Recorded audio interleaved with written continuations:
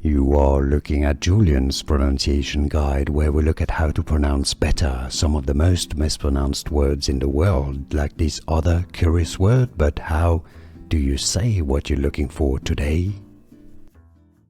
Let's learn once and for all how to pronounce this curious and, I know, confusing word in English. There are two slightly different pronunciations, at least, so stay tuned if you want to learn more.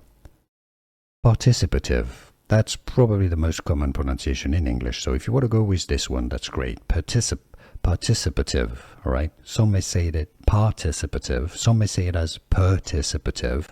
That's a slight difference, especially in the US, participative. Now, the big difference, and yes, it's a pronunciation that is correct, referenced in some dictionaries, is as participative.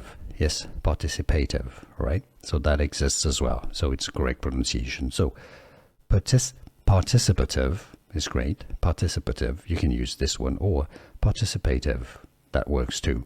And now you know which one do you use? Let us know in the comments. Which one do you prefer?